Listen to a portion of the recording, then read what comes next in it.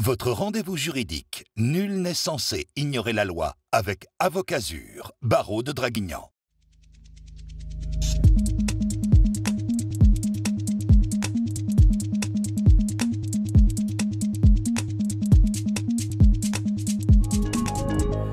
Bienvenue à tous dans votre émission de conseil juridique sur Azur TV. Nul n'est censé ignorer la loi, en partenariat avec l'Ordre des avocats de Draguignan qui nous accueille toujours dans cette très belle bibliothèque. Je ne cesserai de le dire au début de cette émission. Nous allons parler d'un thème essentiel, un thème d'actualité, là encore, le droit au logement, avec Maître Barbara Balestri. Bonjour. Bonjour. Merci d'avoir accepté cette invitation. Le droit au logement, qu'on connaît aussi sous le nom de droit au logement opposable, puisque le logement est un droit universel qui est reconnu pour chaque être humain. Évidemment, on parlait il y a quelques semaines de l'aide juridictionnelle qui est en recrudescence. J'imagine que les procédures de droit au logement sont elles aussi en augmentation. Est-ce que vous pouvez nous rappeler ce que c'est d'abord, tout simplement? C'est la possibilité pour un justiciable d'exiger d'être logé? Oui, alors en fait le droit au logement, c'est un droit qui existe depuis l'adoption de notre Constitution. Donc c'est quand même un droit qui est ancien. Il est devenu opposable en fait suite aux événements qui ont touché Paris avec ces tentes qu'ont monté les orphelins de Don Quichotte. C'était le thème qui avait été trouvé pour aider ces gens qui n'avaient pas de logement. Et on a réagi immédiatement un an après avec la loi 2007 qui est la loi Dallot qui permet de rendre le droit opposable en lui offrant des voies de recours en fait, tout simplement. C'est ça qui l'a rendu opposable et c'est seulement donc, depuis le 1er janvier 2008 qu'on peut enfin faire reconnaître son droit au logement. Le droit au logement, c'est tout simplement de pouvoir habiter dans un habitat qui est décent. C'est vraiment le b.a.-ba en fait de ce droit, c'est habiter dans un habitat qui correspond au nombre de personnes qui sont abritées par ce logement, qui correspond aux besoins des personnes qui y habitent. On parle souvent dans cette loi d'enfants mineurs ou de personnes handicapées qui ont des besoins spécifiques. Spécifiques, forcément. Voilà. Donc on essaye d'accompagner des familles qui ont un logement indécent ou en surpopulation vers des logements qui correspondent à leurs besoins. Alors justement, c'est important de rappeler les critères. Évidemment, si on est sans logement, oui. Si on est hébergé dans un centre d'hébergement, si on est en surpopulation dans un logement aussi. Oui. Ça, je l'ai appris en préparant cette émission, puisque c'est pas forcément évident. Si on est 10 dans 30 mètres carrés, évidemment, quand on y réfléchit, ça paraît logique, mais ce n'était pas automatique d'y penser. On peut faire valoir son droit au logement opposable. Bien sûr, puisque en fait, les familles aujourd'hui évoluent de manière assez rapide. Vous pouvez tout simplement attendre un nouvel enfant et à ce moment-là, votre logement n'est plus adapté, mais vous pouvez aussi recomposer votre famille. Et ce n'est pas parce que vous êtes une famille recomposée que vous avez forcément les moyens de vous offrir un logement décent, parce que ça fait partie aussi des conditions. Vous avez la condition de nationalité, dans un premier temps, qui peut être aussi... c'est un droit qui peut être aussi reconnu à des personnes qui ont un titre de séjour valable, hein, donc pas uniquement français, né en France. Il faut être en règle. Voilà. Exactement. Vous avez donc cette première condition et évidemment l'impossibilité de subvenir vous-même à vos besoins.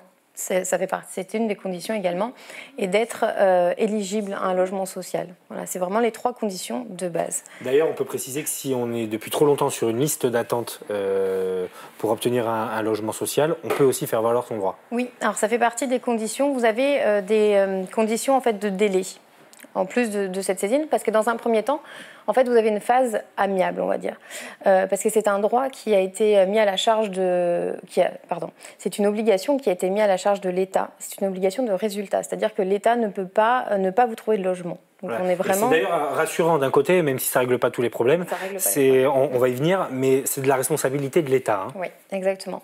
Donc vous avez une première étape qui est une phase amiable où vous saisissez une commission départementale.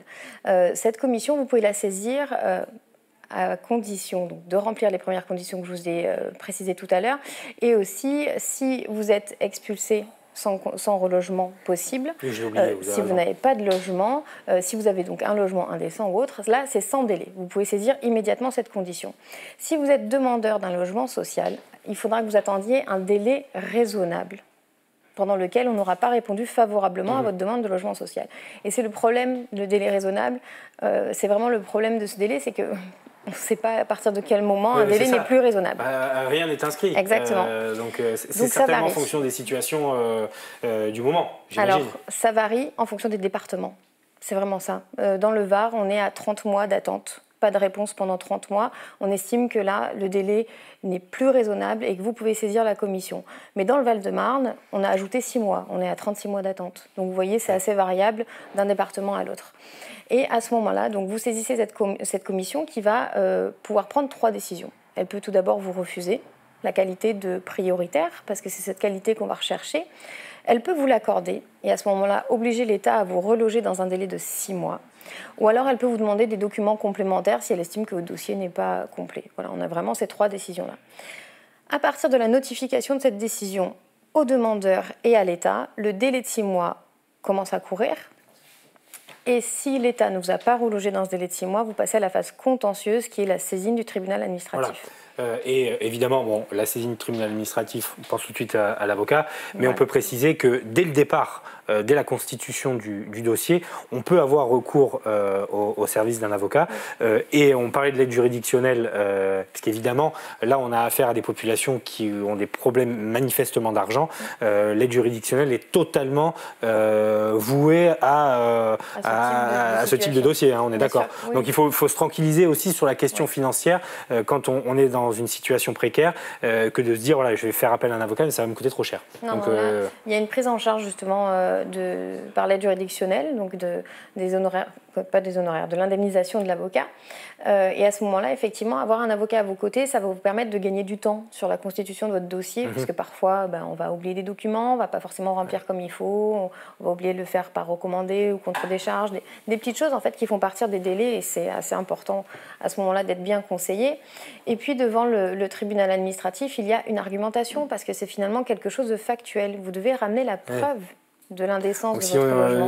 Nous-mêmes, nous plaidons notre cas, on risque d'oublier des choses. Voilà, ouais, alors, il y a les deux travers, c'est-à-dire qu'on va peut-être oublier des choses qui sont plutôt juridiques et qui sont imposées, parce qu'on est quand même dans une matière juridique. Le droit administratif, c'est le principe de l'égalité, donc il y a des conditions juridiques à remplir, vous ne les remplissez pas, voilà, le dossier est rejeté, point. Et puis après, on va peut-être partir justement trop dans le pathos, et à ce moment-là, on ne va pas servir le dossier. Donc il y a vraiment un équilibre avec l'avocat. Puis l'avocat, il a le recul aussi sur la situation. Voilà, ça permet d'éviter d'y mettre trop d'affect non plus et d'handicaper un petit peu la candidature. Est-ce que ça marche, le droit au logement opposable aujourd'hui? Est-ce que ça a réglé les problèmes? Malheureusement, on a un parc locatif au niveau du logement social qui est saturé. On a des délais d'attente parce qu'on n'a pas de logement. Donc c'est vraiment le problème.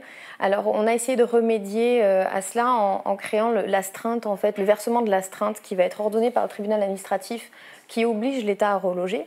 Va être versé à un fonds urbain qui sert justement à la création de logements sociaux. Malheureusement, on ne crée pas des logements sociaux rapidement, donc la demande est telle aujourd'hui qu'on a toujours des délais. Donc ça marche, oui et non. J'ai eu la chance de travailler au sein du tribunal administratif de Marseille avec le président du tribunal administratif qui gérait ce contentieux. Il avait vraiment à cœur de gérer ce contentieux. Il disait que c'était la seule matière où il pouvait se dire juge de paix, parce que justement c'est une matière pleinement humaine et dans laquelle on voit des situations qui forcément vous touchent. Et en fait, il m'expliquait que oui, il avait pu voir certaines personnes relogées, mais que la plupart du temps, malheureusement, ce sont des demandes qui restent... Alors entre 2008 et 2014, ce sont les chiffres que j'ai trouvés, donc on a déjà un peu avancé, mais je crois qu'il y a 140 000 dossiers qui ont été reconnus comme prioritaires. Évidemment, la question, vous l'avez dit, c'est celle de la construction des logements. On est quand même encore contraint par ces restrictions-là, puisque, ok, une fois qu'on est reconnu prioritaire, c'est une chose, mais il faut encore pouvoir trouver des logements sociaux. La région PACA est assez contrainte de ce côté-là, oui, puisqu'il y a un déficit de logement social qui existe. Oui, et après on pourrait aussi imaginer une solution, c'est de partir sur le parc privé. Vous avez des États, notamment en Angleterre, un logement vacant ne doit pas rester vacant.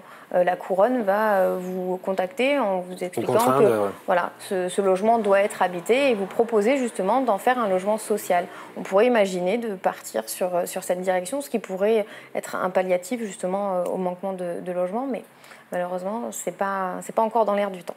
Alors, ce qu'on peut conseiller aussi aux téléspectateurs qui seraient concernés, c'est bien entendu de d'entamer la démarche le plus vite possible. Parce que même s'il y a du délai, il ne faut surtout pas se décourager. Il faut entamer la démarche. Hein. Ça, c'est important aussi. Oui, prendre les renseignements, prendre un rendez-vous chez un avocat. Quand vous êtes éligible à l'aide juridictionnelle, la plupart des avocats, même si l'honoraire est libre, ne vont pas vous faire payer le rendez-vous et constitueront avec vous le dossier, puis le dossier d'aide juridictionnelle. Donc, vous pouvez quand même avoir accès à un renseignement utile. Si l'avocat pratique un honoraire, à ce moment-là, vous pouvez partir vers les maisons d'accès au droit, en fait, où des avocats tiennent des permanences gratuites. Donc, vous voyez, vous pouvez toujours avoir des renseignements utiles et au moins, effectivement, vous gagnez du temps dans le traitement de votre demande. C'est vraiment ça, c'est vraiment gagner du temps parce qu'on est dans des conditions de vie qui sont parfaitement inadaptées. Voilà, pour terminer, alors justement, le côté humain de la chose, pour vous, les avocats, on touche là à un dossier quand même sensible parce qu'il faut déjà passer la barrière psychologique de faire la démarche. Oui. Alors bien souvent, quand on est déjà à la rue, l'humiliation est là depuis un moment, mais j'imagine que pour vous aussi, il y a toute cette dimension humaine qu'il faut travailler avec vos clients. C'est primordial. Oui, c'est surtout leur expliquer que demander de l'aide, ce n'est tout simplement pas se rabaisser, on n'a pas failli à quelque chose, parce que souvent, il y a ce principe un peu de culpabiliser en fait par rapport à sa famille en disant je n'ai pas su leur donner ce dont ils ont besoin. Non, parfois la vie fait que vous avez des difficultés, vous avez du mal à vous en sortir et puis vous accumulez les difficultés comme ça et il vous faut un peu d'aide, c'est tout. Donc il faut juste prendre les choses justement de l'autre côté et essayer de les accompagner en leur montrant que les choses vont se régler petit à petit et qu'on est là. Et de toute façon, quand on prête serment d'exercer la profession d'avocat, on prête serment de l'exercer avec humanité. Et c'est dans ce genre de matière, justement, que l'humanité est la plus importante parce que c'est là où vous voyez que vous pouvez avoir un lien, finalement, avec vos clients qui dépasse certains que vous allez créer avec d'autres métiers, finalement. Là, vous rentrez vraiment dans l'intimité des personnes. On fait presque office d'assistance sociale, un peu de psy, oui, c'est un peu ça mon arrière-pensée. C'est qu'effectivement, il y a aussi toute la dimension psychologique. Et je précise, selon mes chiffres, les chiffres que j'ai trouvés avant, que 40% des gens qui font la demande, ce sont des familles monoparentales. Donc, il y a déjà cette détresse-là du parent seul. Et 40%, ça veut dire qu'il en reste 60 à profil, justement, pas de profil type. Ça peut être des familles, ça peut être des personnes seules. Entre 25 et 65 ans pour 90% des dossiers. Donc on peut aussi faire valoir son droit au logement, évidemment, quand on a 60-62 ans. Voilà, ça vient de tout horizon. Hein. Ah oui, vous avez des situations complètement catastrophiques. Je me souviens d'une famille qui vivait avec, alors sous les toits d'un immeuble, avec un trou dans la toiture qui donnait au-dessus du salon. Ils avaient une seule pièce pour loger leurs 4 enfants. Donc ils vivaient tous dans la même chambre, finalement. Donc on avait les photos dans le dossier et c'est vrai que c'est quelque chose qui vous marque finalement. Forcément, oui. Et il y avait, je me souviens, parce que c'est quand j'étais stagiaire au tribunal administratif, il y avait un des enfants qui attendait dehors, il n'était pas dans la salle d'audience et j'étais allée un petit peu discuter avec lui, il me disait mais maman elle fait vraiment tout ce qu'elle peut. Mais voilà, elle était seule à essayer d'assumer cette famille. Bon, elle était dans une situation catastrophique et je me souviens qu'elle avait pleuré à l'audience. Donc c'est quelque chose qui m'a évidemment beaucoup marqué. Oui. Merci beaucoup, Maître Ballestri, pour toutes ces précisions sur le droit au logement opposable. Merci à vous de nous avoir suivis.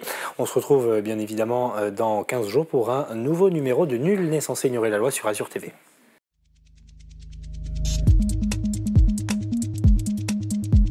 Avocazur, barreau de Draguignan, vous a présenté votre émission juridique Nul n'est censé ignorer la loi.